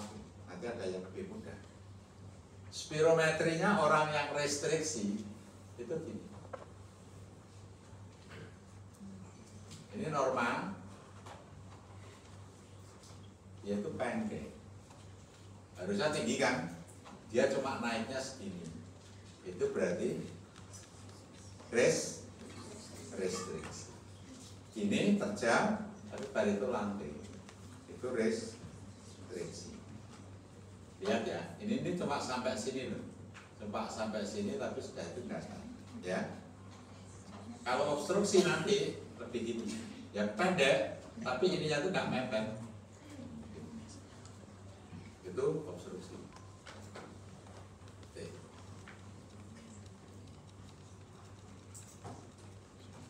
Isinya 2 liter FPP-nya. FPP banyak per efisi 0,95 ya. Wah, ngantuk deh. Tadi malam tidur jam berapa? Sampai laluan ngantuk. Ya. Isinya 2 liter. FPP banyak detik pertamanya ini. Ya. FPP ban per efisinya 0,95. Ya, ya. Lihat ya. Ini gangguan yang obstruksi. Kalau obstruksi, ini yang dihafalkan. Obstruksi itu cuma ada 5, ya. Apa? Asma, PPOK, tumor di dalam saluran napas, tumor di luar saluran napas tapi yang menekan, sama benda AC. Benda ini atau bronkiektasis itu bisa, itu obstruksi. Kalau lihat obstruksi, yang ditentukan adalah markernya yang dilihat adalah FEP1 per FVC, bukan FEP1 murni. Mengapa? Lah kalau orang ini restriksi cendek grafik, FEP1-nya mesti cendek kan? Mesti kecil kan? Kalau dia merupakan 1 detik pertama dari bagian FVC, mesti pendek. Tapi orang ini obstruksi, belum tentu. Kita lihat orang ini ternyata tidak. Ya. Tapi orang restriksi mesti nilai FEP1 murninya juga terhadap prediktornya FEP1 mesti tuh. Bagaimana tidak? Dia pendek, pendek dan dia merupakan 1 detik pertama dari bagian FEP mesti turun. Tapi perbandingan itu menentukan obstruksi, yang dilihat bukan FEP1 murni, tapi perbandingan FEP1 per FVC. Ya, tapi ini normal. Padahal nilai-nilainya dia turun. Ya, jelas. Obstruksi hanya ini, 6 ini. Kalau enggak, itu apa nikmatnya? Nanti kamu ujian, soalnya dibuat. Pasien datang dengan visi 1, terhadap predicted 80-70%. FVC terhadap predicted 70%. Orang ini termasuk kelainan A. Obstruksi, B. Restriksi, C. Difusi, E. Transportasi, E. Dibuat apa nih? Ngapusi. Kamu pilih apa? Pilih yang mana?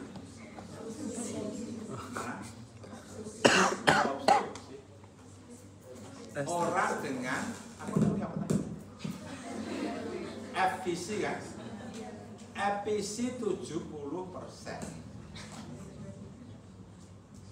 Orang ini termasuk mempunyai kelainan obstruksi, B. Restriksi, C. Difusi, E. Ventilasi, B. D. Ventilasi, E. Ya nek ngapusi ngono gak nalase ben padha sine ya transportasi. Yang mana? Restriksi. Ya? Restriksi. Ya. Sekarang dibuat lebih sulit jawabannya. Hasil ini tadi bisa dijumpai pada orang dengan asma bronkial, PPOK, bronkiektasis, tumor endobronkial, fibrosis paru. Fibrosis paru. Karena yang 4 tadi itu masuk kelompoknya obstruksi. Yang dihafalnya apa? Namanya, yang liane nggak usah. Gendeng hafalnya yang baik. Kalau ada 2 pilihan berlawanan, hafalkan yang kelainannya itu sedikit. Tapi yang boleh, nek sing gawe soal angel. Ini termasuk restriksi yang disebabkan karena kelainan dinding dada atau neuromuskuler. Bener, terpaksa harus tahu detailnya.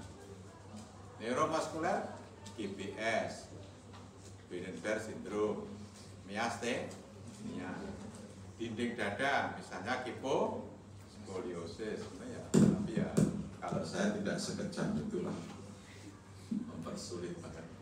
Ya tahu ya, jadi kelainan obstruksi, nah itu loh.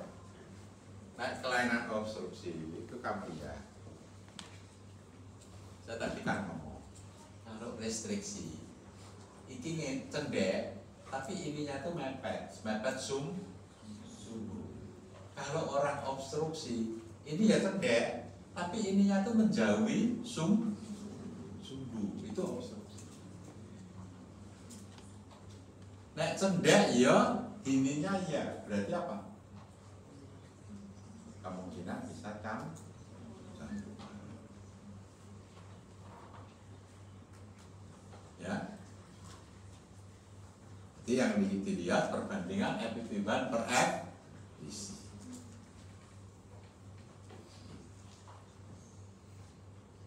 Nah ini kalau kelainan wis cendek, ya tak? Ininya lebih gini lagi, itu biasanya kelainannya campuran. Tahu tak? Ini lah. Ini kan pendek.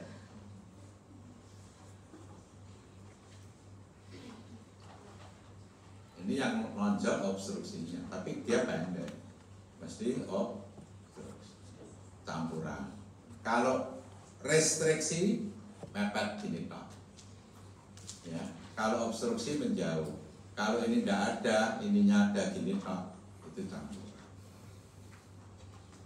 Ya. Kita ini ya. Jadi obstruksi itu yang dinilai campuran ini, epifiban per F. Oh, banyak di sini kok yang nggak perlu ganti.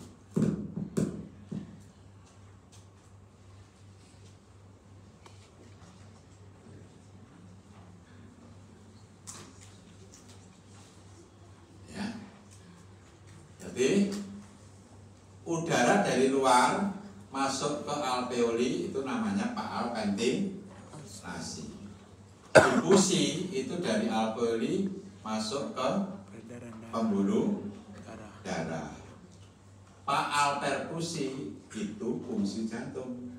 Sudah di pembuluh darah suruh ke jaringan. Ini bidangnya jantung. Difusi itu kelainannya paal difusi. Ini udara masuk sini ke sini, alveoli itu ventilasi. Paal difusi itu dari alveoli masuk ke pembuluh darah. Paal perfusi itu fungsi jantung, mengalirkan ke dalam. Wah, panopan nih. Kita emang mungkin sampai jam 4 ya belajar. Ya. Nah, orang udin paru, orang pneumonia itu letaknya tuh kelainannya tuh di sini. Dinding ini jadi tebal karena air, sehingga udaranya untuk masuk ke pembuluh darah lebih sulit. Tapi sebaliknya O2 masuk ke sana lebih sulit. Tapi CO2 ini balik dari jaringan, CO2 masuk ke pembuluh darah, dibuang ke alveoli keluar, ini bisa nembus. Tapi kalau oksigen untuk nembus udin paru, untuk nembus sekretnya dari alveoli tidak bisa, terganggu. Ya.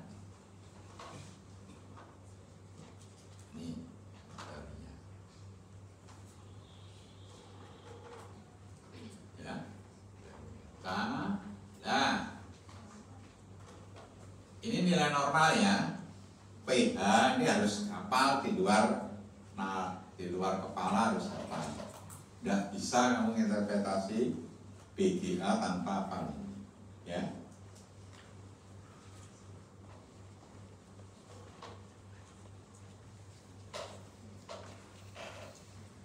Gagal napas itu ada dua tipe. Gagal napas difusi itu yang tipe 1. Tadi orang beko, orang pneumonia itu gangguan difusi. Jadi udaranya sampai ke alveoli, tapi dari alveoli mau masuk ke pembuluh darah tidak sulit karena ini tebal. Tebalnya apa karena cairan rutin paru, bisa karena proses oksigen masih bisa ke sana. Sulit. Oksigen sulit tembus ini, tapi CO2 lebih mudah ke sini. Itu kelainan difusi. Akibatnya apa? Orang yang kelainan difusi, PO2-nya turun, tapi CO2-nya normal, atau malah karena dia takik itu turun. Tapi kalau orang gagal napas tipe 2 ventilasi, nembusnya sulit, masuknya sulit, CO2-nya keluarnya juga sulit. Akibatnya apa? Yang tipe 1, tipe 2, dua-duanya tinggi, O2-nya rendah, CO2-nya naik.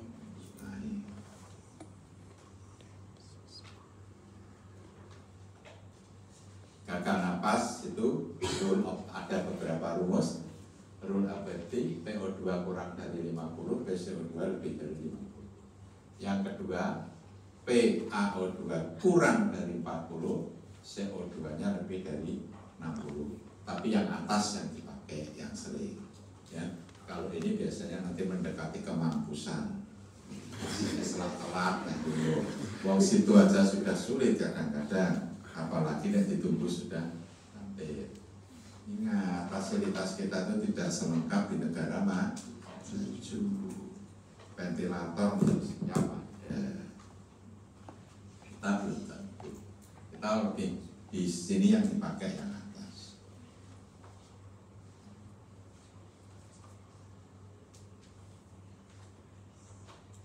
Nah, kalau kamu ngambil blood gas, itu yang diambil apa? Darah, arteri. Sakit enggak? Lebih sakit diambil pena apa lebih arteri? Arteri, pena nyoblos perifer. Arteri itu di dalam, sulit, lebih sakit. Nah ini ada kurva disosiasi antara oksi Hb. Ini dibandingkan.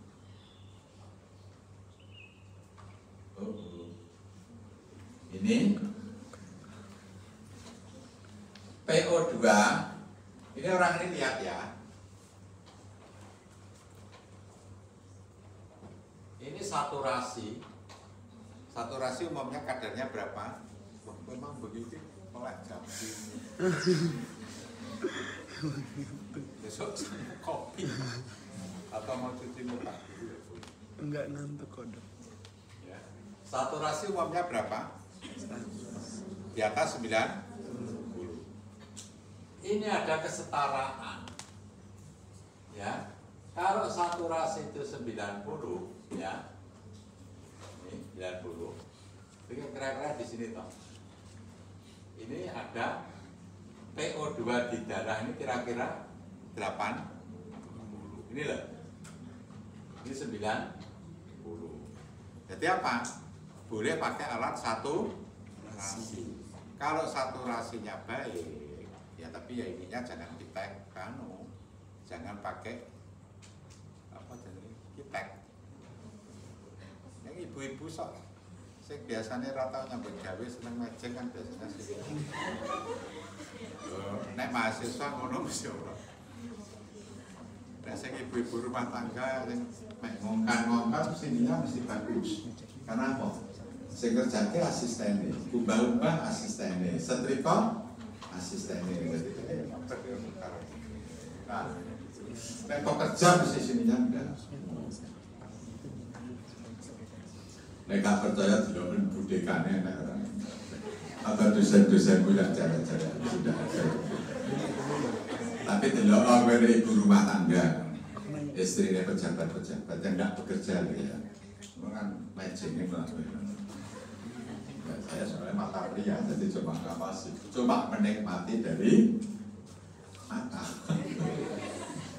Sama, hobi saya juga renang. Saya kalau renang seminggu 3-4 kali. Nah, kalau saya tenggelam, kok tenggelam? Tenggelam. Yang saya lihat tulus. Nah, saya cuma lihat aja. Kebetulan saya dikaruniai hobi renang. Mengapa saya hobinya renang? Karena sejak di kecil saya dilahirkan di kota banjir. Kalau latihan renang dulu bukan seperti kalian. Ada yang dari Kediri Jawa Timur? Tidak ada. Kediri itu maju setelah ada Gudang Galuh. Sebelumnya ya kota-kota yang tidak maju. Di situ ada Sungai Berantas. Kalau Sungai Berantasnya meluap, masuklah dia ke ada jembatan kan, lewat jembatan dia akhirnya turun.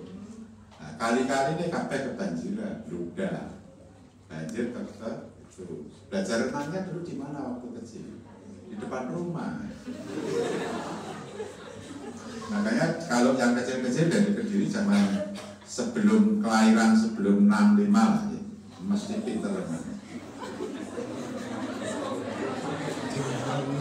Belajar renangnya harus jauh-jauh di depan rumah. Ini ya, ini ada kesetaraan ya. Kalau saturasi 90 ini sama dengan PO2 di dalam darah 8, kan sama. Saturasi harus tidak boleh kurang dari 9, PO2 tidak boleh kurang dari 80. Ini sama, ada kesetaraan ini. Jadi bisa dipakai.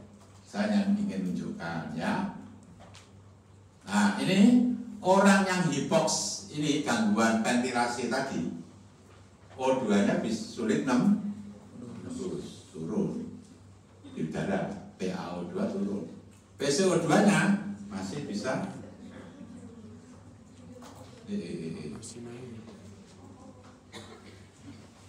CO2 nya hiperkapni ya. Ini ventilasi. Ventilasi tapi tipe berapa? Yang kedua. Ya. Nih. O2 nggak bisa nembus, tapi CO2 Nggak bisa naik. tertahan, nggak bisa keluar, tertahan di dalam darah. Ini cirinya. Ini cirinya. Lihat ya. Kalau ada kelainan paru, CO2-nya, PO2 turun, CO2-nya juga tuh naik. Tapi kalau difusi, lihat, difusi itu ini loh, jadi tebal, karena tahu dem paru, CHF misalnya, atau karena pneumonia. Kalian setelah ini kuliah apa? Tutorial. Apa? Tutorial. PO2 tuh Turun. tapi CO2 bisa normal karena masih bisa nebus Bisa keluar. atau turun karena target. Ini juga rezeki bagi dokter paru. Tunggu, itu yang saya alami. Nanti pasien udah paru sesek CHF, muncul pasien dengan kan fotonya terbang air pneumonia gitu. Nanti kok udah paru kan gambarannya mirip-mirip pneumonia. Mesti pasien mohon rubber pasien dengan pneumonia, nanti lihat aja. Kamu hari ini yang pertama kan? Nanti kan banyak konsulan dari jantung pasien CHF dikonsulkan pneumonia. Ya kita terang aja, lihatnya dari sini. Leukosit, leukosit normal ya, bukan pneumonia. Lihat lagi dari ini, barangnya nggak panas. Kalau apal ini kita nggak tersesat. Kalau nggak apal ini ya bisa tersesat di jalan.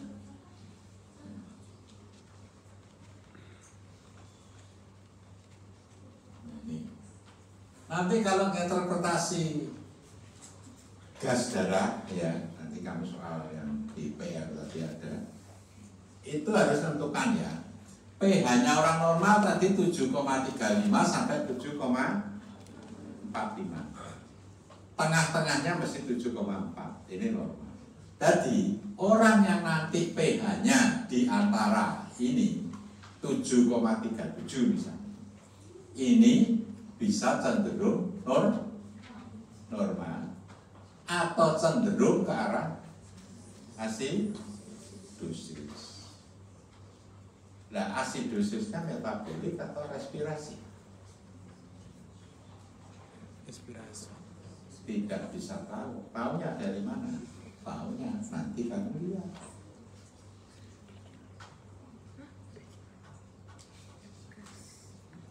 Satu suwi.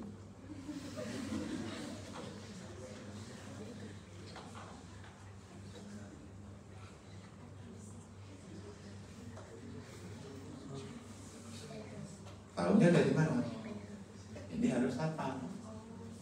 Ya. PO2 80 100. PCO2 35 45. Kalau PC2 itu tinggi, itu cenderung apa? Apa namanya? Asid. Hah? Asid. CO2 60 misalnya. Apa artinya? Asid, respiratori. Sebaliknya kalau metabolik, HCO3 itu normalnya 21 28. HCO3 35 apa artinya?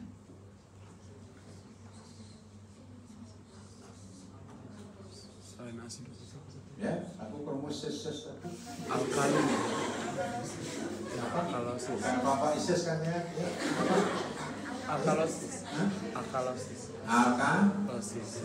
Alkalosisnya siapa? Metabolik. Alkalosisnya metabolik. BE itu hanya ikut-ikutan aja. HCO3-nya semakin tinggi, BE-nya mesti positif. HCO3-nya semakin turun, BE-nya mesti ikut negatif. Kalau enggak, mesinnya sih goblok. Error. Bisa. Ya. Lihat komponen ini.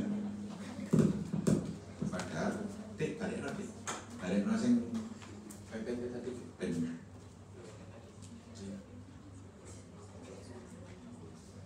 Sifat-sifat sesuai. Bukan sing PH tadi.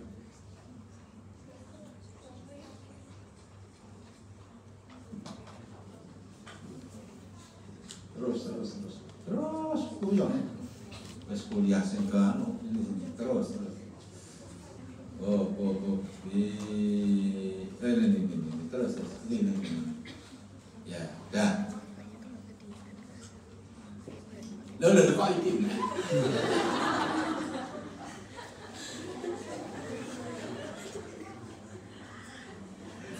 Keterangannya.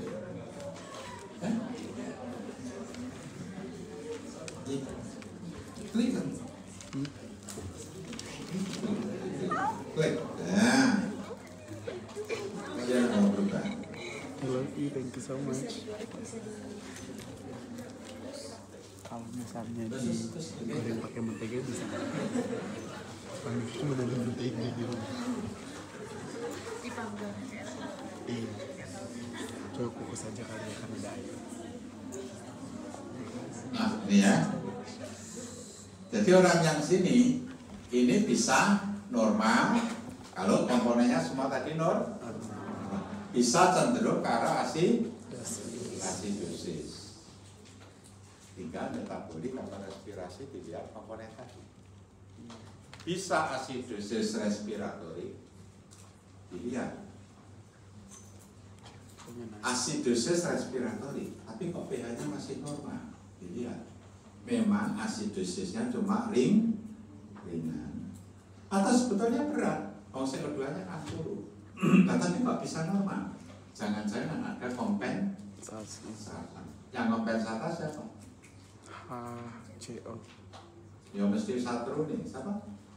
HCO. Temannya siapa? Alkalosis Metabolik kan? Satunya wis respirasi, asidosis. 60. Loh, pH-nya kok masih normal? Ya, komponen HCO3. Oh, ternyata dia ada kompensasi. Jadi jawabannya apa? Respirasi, asidosis, kompensasi, alkalosis, metabolik. Karena pH-nya masih di kisaran normal, akhirannya penuh. Ya. pH kisaran normal itu antara 7,35 sampai 7,45 itu. Itu bisa kembali ke nilai pH normal, itu akhirannya jam berapa anunya? Oh, setengah 1. 12 pas.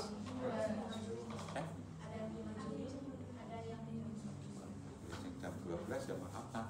Bisa kembali ke pH normal, yaitu kembali ke normal.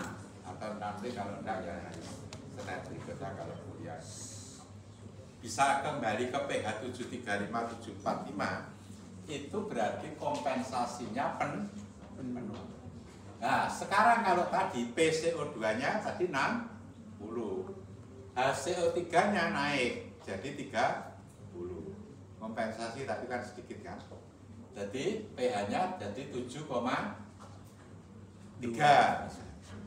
Kita lihat CO2-nya 60. Berarti ini ke arah asidosis respiratori. HCO3-nya 30. Naik kan? Ada kompensasi alkalosis metabolik. Tapi pH ini tidak bisa kembali ke nilai normal di bawahnya ini. Berarti apa? Asidosis respiratori, kompensasi alkalosis metabolik parsial. Atau pH-nya 7,3, CO2-nya naik 60, HCO3-nya tidak bergerak, masih di kisaran normal 24. Kan normal kan itu? Tidak ada usaha kan? Kompensasi pada kalian itu. Pasti tadi sudah ada usaha belajar tidak? Itu namanya kompensasi.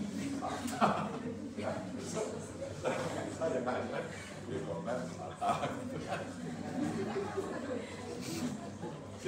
belajar itu sambil nyanyi. Ya, udah serius terus, nanti nggak gendeng.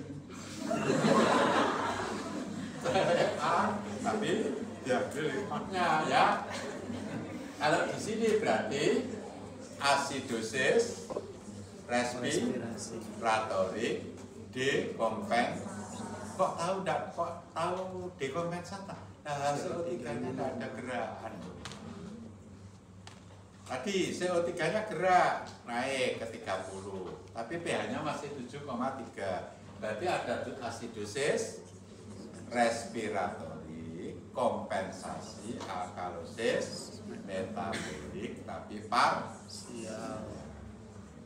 Sama, tapi pH-nya kembali ke 7,37. Berarti asidosis respiratori, kompensasi alkalosis metabolik penuh. pH-nya 7,37, CO2 normal, tidak ada geseran. CO3-nya normal, berarti bacaannya apa? Normal. Makanya ini bisa gini. Nanti ketemu lagi saat poska. Bingung titik. Kalau dia berbagi ya. Hari ini tutorialnya belum, tapi sudah ikut kuliah. Jadi saya sebenarnya itu lancar. Sulit ya Mas, tapi ini ya kalau masih nggak jelas nanti hari Senin depan boleh tanya. Terus sudah telat tapi di sini. Siap, terima kasih. Tidak ada kesempatan tanya.